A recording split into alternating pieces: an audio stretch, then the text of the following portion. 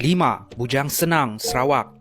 Ini satu-satunya makhluk di dalam senarai ini yang diakui hidup dan pernah ditangkap. Ini adalah buaya ketiga terbesar di dunia, dikenali dengan nama Bujang Senang. Kisahnya bermula di Sarawak. Sejak 1975, Bujang Senang sering menjadi kebimbangan penduduk yang hidup di kawasan sungai sekitar Sarawak, khususnya di kawasan Sungai Batang Lupar dan di Seri Aman. Apa tidaknya, banyak penduduk tempatan yang sudah menjadi mangsanya. Antara yang membezakan Bujang Senang dengan buaya-buaya yang lain ialah jalur putih di belakang badannya. Mengikut cerita rakyat Sarawak, Bujang Senang ini asalnya seorang manusia ataupun dia adalah seorang pahlawan Iban yang dikenali dengan nama Simalungun. Dia dan juga istrinya telah disumpah menjadi seekor buaya. Menyimpan dendam yang membara, dia berjanji akan membunuh semua keturunan yang membunuh mereka berdua. Dengan itu ada kepercayaan yang Bujang Senang akan mencari mangsa yang berbangsa Iban. Setelah bertahun-tahun membuat onar di sekitar sungai, akhirnya pada tahun 1922, penduduk tempatan telah berjaya menangkap Bujang Senang. Tubuh badannya sepanjang 19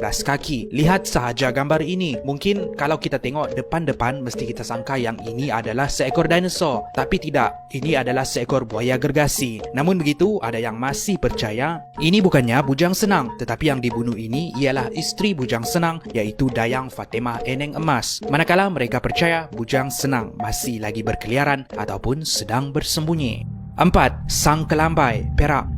Dari Sarawak kita pergi ke Perak. Ini pula adalah makhluk yang dikenali sebagai Sang Kelambai ataupun Groot versi Malaysia. Banyak versi tentang apa sebenarnya makhluk ini. Ada yang percaya ini adalah seorang manusia, ada yang percaya ini adalah seekor gergasi, dan ada juga yang percaya ini adalah para dewi ataupun pari-pari yang datang ke bumi. Dan Sang Kelambai ini kononnya hidup di sebuah kampung yang terletak di Lenggong, Perak. Ada juga yang menceritakan Sang Kelambai ini berasal dari negeri Pahang. Mengikut kisah legenda, Sang Kelambai ini mempunyai kuasa sakti untuk menyumpah orang menjadi batu, dan dia tidak sukakan bunyi yang bising. Diceritakan berlaku di Pekan Kampung Gajah, Teluk Intan, Perak. Ada satu ketika di kampung tersebut ada sekumpulan gajah yang berbuat bising. Kelambai yang tidak suka dengan bunyi yang bising kemudian telah menukarkan gajah-gajah tersebut menjadi batu. Kononnya disebabkan batu berbentuk gajah inilah kampung tersebut mendapat namanya. Ada juga yang percaya kalau terserempak ataupun bertembung dengan Kelambai ini, mereka tidak boleh menegur dia sebab sesiapa yang menegur dia akan disumpah menjadi batu. Kelambai diceritakan telah meninggal dunia sebab mabuk termakan buah pera. 3. Naga Tambuakar, Sabah. Makhluk ini pula adalah seekor naga raksasa dikenali sebagai Naga Tambuakar yang dipercayai wujud sekitar tahun 1903. Ketika Naga Tambuakar ini masih hidup dahulu, dia akan berlegar-legar di sekitar daerah Papar, Beaufort, Kuala Penyu dan di sekitar pantai barat Sabah. Nama Tambuakar diberikan oleh kaum dari bangsa Brunei. Menurut mereka, kulit naga ini berwarna hitam bersisik dengan leher yang panjang. Kakinya pula mempunyai sirip. Ada juga yang menyamakan naga ini menyerupai ular besar hitam yang sangat panjang. Untuk bangsa dusun pula, mereka memberikan gambaran makhluk ini seperti ikan belut gergasi yang besar. Dia mampu untuk bertukar-tukar bentuk mengikut peredaran massa. Walaupun ia berkeliaran di seluruh kawasan di Sabah, tapi ia akan tetap kembali ke rumahnya yang terletak di Tasik, daerah Ranau. Apa sahaja akan menjadi makanan baginya, sekecil-kecil arnab sehinggalah sebesar-besar gajah. Malah manusia pun tidak terlepas dari menjadi makanan kepada naga Tambuakar ini. Yummy. Naga ini terkorban semasa satu letupan gunung berapi di Pekan Ranau dahulu. Walaupun begitu, ada yang masih percaya naga ini masih hidup kerana mereka menemui lubang-lubang besar di bawah Tasik Ranau semasa mereka cuba menggali untuk membina jambatan. 2. Naga Tasik Chini, Pahang.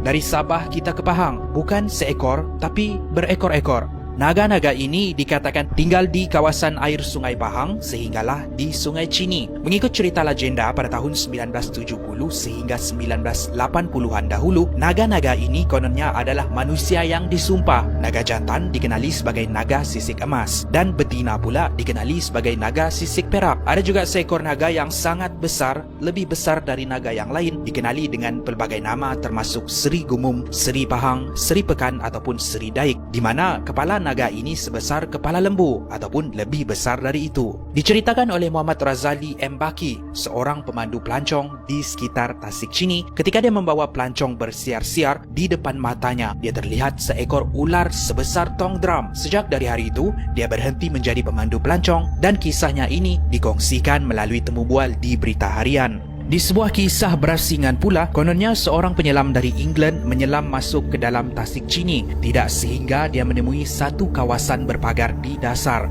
Semakin dia mendekati pagar tersebut, semakin dia perasan ada 2 biji mata berwarna merah merenung tepat ke arahnya. Dia keluar dari tasik tersebut dengan serta-merta dan dia dikatakan tidak bercakap dengan orang untuk beberapa hari disebabkan trauma. Tidak sehingga dia berada di Kuala Lumpur, barulah dia berkongsi pengalamannya ini. 1.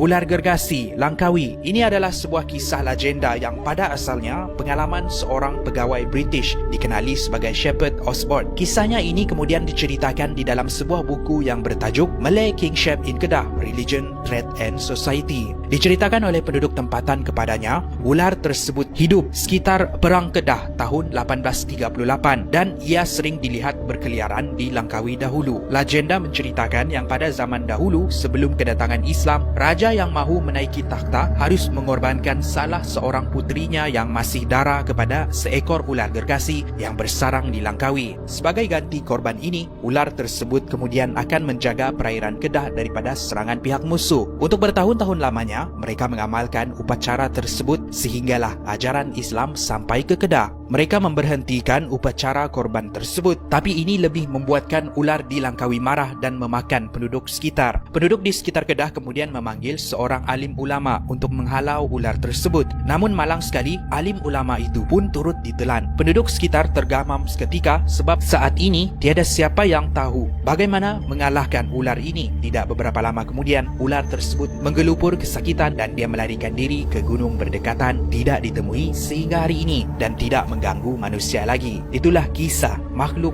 ular mitos gergasi di Langkawi. Benarkah wujud makhluk mitos ini?